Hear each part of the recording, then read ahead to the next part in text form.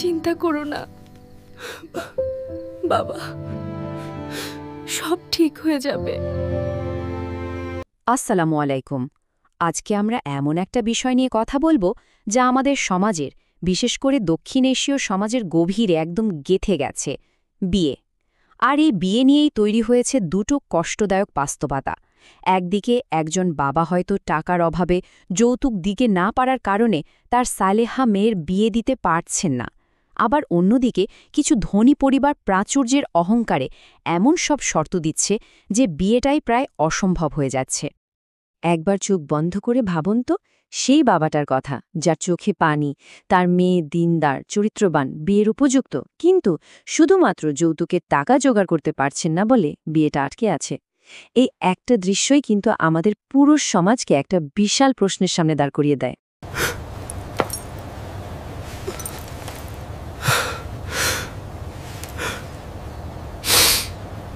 আর এটা কিন্তু শুধু একটা পরিবারের গল্প না, এটা একটা সামাজিক সংকট হয়ে দাঁড়িয়েছে, যা ধনী গরিব নির্বিশেষে প্রায় প্রত্যেক পরিবারকেই কোনো না কোনোভাবে আঘাত করছে।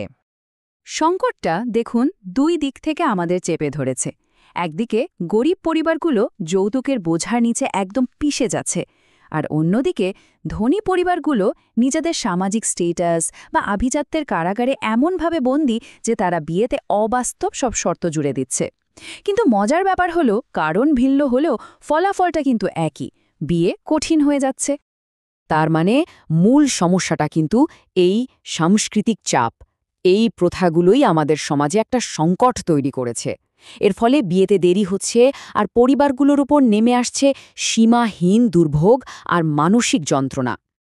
এখন প্রশ্ন হলো, এই সমস্যাটা আসছে কোত্থেকে?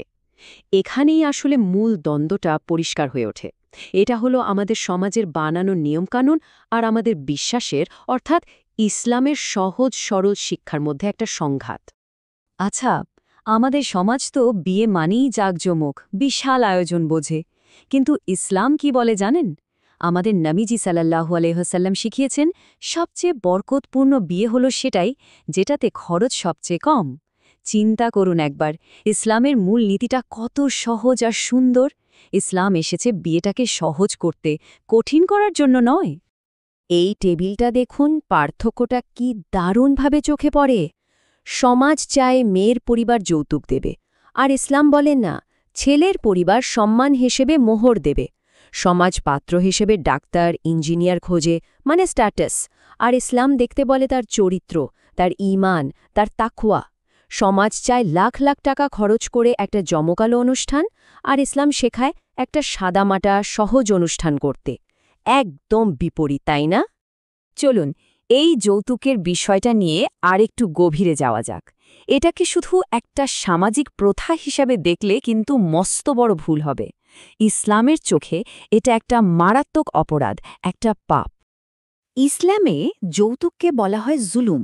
জুলুম মানে শুধু অন্যায় না, এর মানে হল অত্যাচার, নিপীড়ন। যখন ছেলের পরিবার মেয়ের পরিবারের কাছে কিছু দাবি করে, তখন সেটা লেনদেন থাকে না, সেটা হয়ে যায় একটা মেয়ের পরিবারের ওপর সরাসরি জুলুম। ইসলাম যৌতুককে কতটা ভয়ঙ্কর চোখে দেখে, এই শব্দগুলোই তার প্রমাণ। এটাকে হারাম, মানে একদম নিষিদ্ধ বলা হয়েছে। এটা জুলুম, এটাকে এক ধরনের ঘুষের সাথে তুলনা করা হয়েছে। এটা একটা পরিবারের মধ্যে বিষ ছড়িয়ে দেয়, আর একজন বাবার জন্য এর চেয়ে বড় অপমান আর কিছু হতে পারে না। আর এই জুলুমের শাস্তিটা যে কত ভয়ঙ্কর হতে পারে, নবীজি সাল্লাল্লাহু আলাইহি ওয়াসাল্লামের এই সতর্কবাণীটা শুনলেই বোঝা যায়। সামান্য পরিমাণ জুলুমের বোঝাও কিয়ামতের দিন নিজেকেই বহন করতে হবে। সুতরাং যৌতুক চাওয়া বা নেওয়াটা কোনো সাধারণ বিষয় নয়। আচ্ছা, অনেক তো সমস্যার কথা হলো, এখন কথা বলা যাক সমাধান নিয়ে। আর ইসলাম কিন্তু সব সময় আমাদের একটা সুন্দর, সহজ আর দয়াময় সমাধান দেখায়। রাসূল সাল্লাল্লাহু আলাইহিসসালামের সময়ের একটা ঘটনা বলি। একজন সাহাবী বিয়ে করতে চাইলেন। নবীজি সাল্লাল্লাহু আলাইহিসসালাম তাকে জিজ্ঞেস করলেন, মোহর দেওয়ার মতো কি আছে? তিনি বললেন, কিছুই নেই। তার কাছে পার্থিব সম্পদ বলতে আক্ষরিক অর্থে কিচ্ছু ছিল না। তখন নবীজি সাল্লাল্লাহু আলাইহিসসালাম কি অসাধারণ একটা সমাধান দিলেন। তিনি বললেন, তুমি তোমার স্ত্রীকে কুরআনের যে সূরাগুলো জানো সেগুলো শিখিয়ে দেবে, আর এটাই হবে তোমার মোহর। সুবহানাল্লাহ। এই একটা ঘটনায় দেখিয়ে দেয় যে ইসলামে সম্পদের চেয়ে জ্ঞান আর ঈমানের মূল্য কত বেশি। তাহলে এই গল্পের শিক্ষাটা কি? শিক্ষাটা খুব পরিষ্কার। একটা ইসলামী বিয়ের ভিত্তি হল চরিত্র, তাকওয়া আর পারস্পরিক প্রতিশ্রুতি, টাকা পয়সা বা সামাজিক মর্যাদা নয়। তাহলে আমরা আমাদের সমাজকে কিভাবে বদলাতে পারি? এখানে কয়েকটা বাস্তবসম্মত পদক্ষেপের কথা বলা যায়। ১. যৌতুককে পুরোপুরি না বলতে হবে, কোনো ছাড় দেওয়া যাবে না। ২. বিয়েটাকে শুধু একটা পারিবারিক বিষয় না ভেবে একটা সামাজিক দায়িত্ব হিসেবে দেখতে হবে। ৩. পাত্রপাত্রী খোঁজার সময় স্ট্যাটাসের আগে তার চরিত্র আর দিনদারিতাকে গুরুত্ব দিতে হবে। আর ৪. মসজিদ, সামাজিক অনুষ্ঠান সব জায়গায় এই বিষয়ে সচেতনতা তৈরি করতে হবে। সবশেষে ২ ধরনের অভিভাবকদের জন্যই একটি বার্তা। যারা হয়তো অভাবে আছেন, আপনারা হতাশ হবেন না।